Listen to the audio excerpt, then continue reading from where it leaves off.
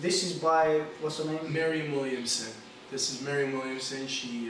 This was actually quoted by Nelson Mandela in his inauguration speech as well. So he says, she says, our deepest fear is not that we are inadequate.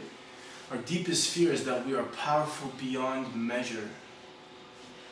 It is our light, not our darkness, that most frightens us. We ask ourselves, who am I to be brilliant, gorgeous, talented, fabulous? Actually, who are you not to be? Exactly. You are a child of God, and your playing small does not serve the world. There's nothing enlightened about shrinking so that other people won't feel insecure around you. We are all meant to shine as children do. We were born to make manifest the glory of God that is within us. It's not just in some of us, it's in everyone. And as we let our own light shine, we unconsciously give other people permission to do the same. As we are liberated from our own fear, our presence automatically liberates others. So beautiful. I think yeah, this is it's all about that, being able to believe or embrace that. Most people are too scared to really embrace the power that's within them, because with power comes responsibility, and I think most people are scared of responsibility. But how I relate to it for myself is that I've been scared to be overwhelming for people, to be overpowering. I was like my dad said, he's biased because I'm his son, but he didn't know another kid that was so energetic as I was as a toddler. And then as I related to some of the family issues and life dramas and whatever, and I've felt that I've had to hide who I am because people couldn't take it, or we're going to move on to the trust factor next, right? Right. So the trust factor is that I couldn't trust that people could accept me for what I am, and I didn't trust that they were strong enough to be able to deal with who I am and the message that I could give them. So let's move on Seeing that you were at this, from a young age, point of awareness of a much higher sort of degree of mind, and hence that's why you represent of the four elements in your revolution now, the mind element. Right. Because from a young age, it seems that's what you nurtured most. Yeah, it was the strength, it was the opportunity that I had. What I had growing up was the application of my mind. Yeah. And I had to defend myself, I had to grow and understand, so it was, the mind was the most important. And trusting that other people really knew where you were coming from was hard, because you knew you're coming from this place, not better than them, but just like this different place from them. I can totally relate to what you mean. So let's touch on the next numbers 4, 5 and 6 just very briefly, and then let's spend a bit more time on 7, because that's what we got. So the number 4 is the archetype of stability and process. It's about taking small steps in order to get wherever it is you want to get, and the only sure way to get anywhere you want to go is one step at a time, So otherwise you lose stability and you fall and you have to start over. It's a process, everything's a process in order to build. That's the number of family and business and just building structure. Okay. So in astrology, just quick little thing, 4 would be relating to a lot of the earth energies, earth signs, support, structure, process. Anyhow, so 5 is freedom and discipline. Now listen to that, freedom and discipline. I love Bruce Lee, he talked a lot about being free, right? And my favorite analogy is when people are like, oh my God, you're so lucky you can sing, or you're so lucky you could do this or you could do that. It's like, I have the freedom to sing because I have the discipline to practice and to train myself. And people associate with freedom or discipline as a lack of freedom, but it's actually the opposite. Discipline gives you freedom. Exactly. Right. Exactly. So that's the number 5 in a nutshell. There's so much, each of these archetypes you can go into great detail, but the number 6. Number 6 is vision and acceptance. And it is the ability to accept, though we are, we have high ideals, we're all, we have the perfect ideal world in our minds, how everything should be, but it's being able to accept and surrender to the divine order that we can't necessarily comprehend in our mortal minds. But by accepting and embracing that, it's all in its perfect order, then we sustain and remain in that eye of the hurricane. And I tell people, try to focus on that, and I know it's used in techniques in meditation, like being a laser, focusing on that one point of peace. And many times too, it's over analyzing, you need to just zoom out. As being a visionary, you should be able to zoom out, and then you'll see suddenly all those imperfections are part of a bigger picture, and they serve their purpose as well. So that's the number 6. Number 6 even looks like, if you turn it 90 degrees and replicate it, it looks like eyes with eyebrows. It's interesting too. I've kind of messed around. I'm left-handed, man, so everything is very related to symbols and glyphs, and I always play with. That's how I remember things. So again, the number 6, the keywords are what? Vision and acceptance. Vision and acceptance. Vision and acceptance.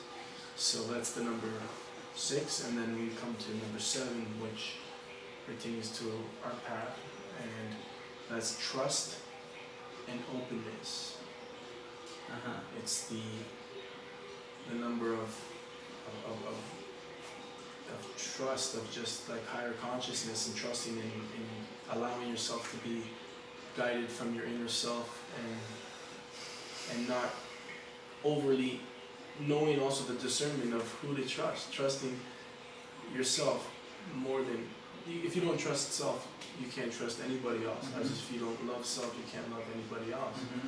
And I think people who have this number like us, that we're working through it, trust is all about like knowing first within. You have to trust yourself. And how? Because we earlier in conversation, why don't you explain a little bit for us how in your life the trust was.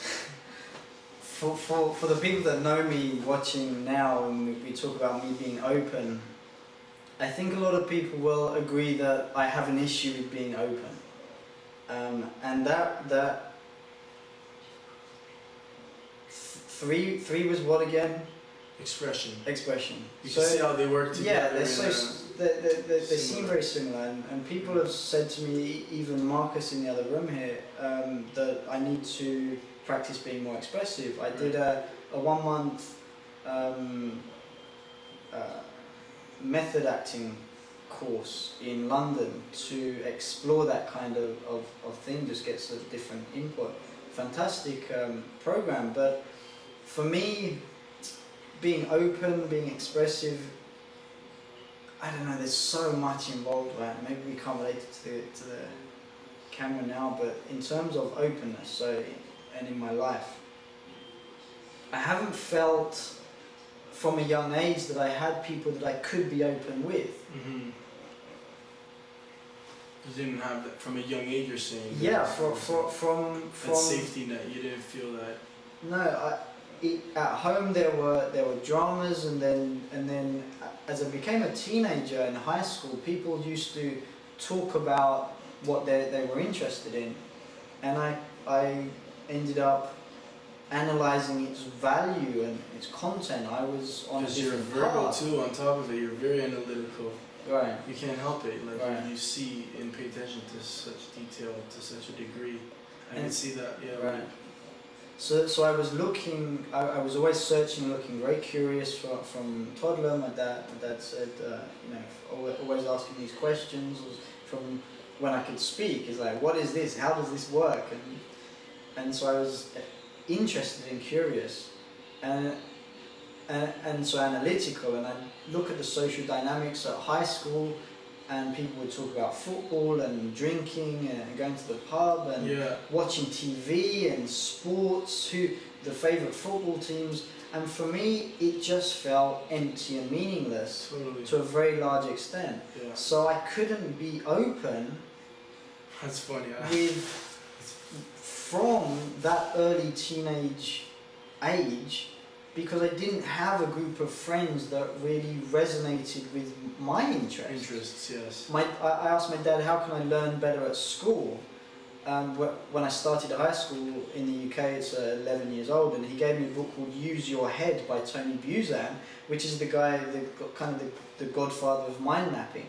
So I read that and I applied it, and I was doing mind maps in high school for the lessons to absorb the content using my analytical brain. So I was, and then I was reading philosophy and got into personal development kind of information, but I didn't have a support network. I didn't have a mastermind group. I didn't have friends that I could relate to on that level. So I learned. That's so important. So I learned not to be open, Right. not to be expressive, You had a guard. because I couldn't. A fear almost. Yeah. Not even a guard, like it was more of a fear. Yeah. Because it's that fear of judgment, that fear of... Fear of kind of fear of not fitting in, but I pretty much knew that I didn't fit in. It was a big part of it is exactly what our lady here says. Our deepest fear is not that we are inadequate. Our deepest fear is that we are powerful beyond measure. And it was to be able to say to someone that, what are you talking about? What is the point? How can you spend so much of your energy and your interest and your time and attention on these superficial things? Like, who cares about some guys kicking a footballer? I know a lot of you like competitive sports and it's cool, but I didn't. Competition's healthy. Yeah, I've done sports. Yeah. I was doing basketball until I was too short because everyone else was going. It's funny when you mention how you don't watch the sports. I can totally relate to that. Me too. People ask me like, "What do you mean you don't watch sports? What kind of man are you?" It's like, "What do you mean? Yeah. What kind of man am I? I play them. I play the sports. What kind of man are you? Eating popcorn and chicken wings and drinking beer." I'm not to say that I don't do that sometimes too, but it's funny how people just associate or assume. But anyhow, that's funny with the sports thing though. Yeah. I couldn't ever same ways. It's almost like I live under a rock or something. Right. My sisters have told me that quite a few times. Yeah, you heard that one? Oh my god, yeah, totally. Funny. But yeah, competition is important.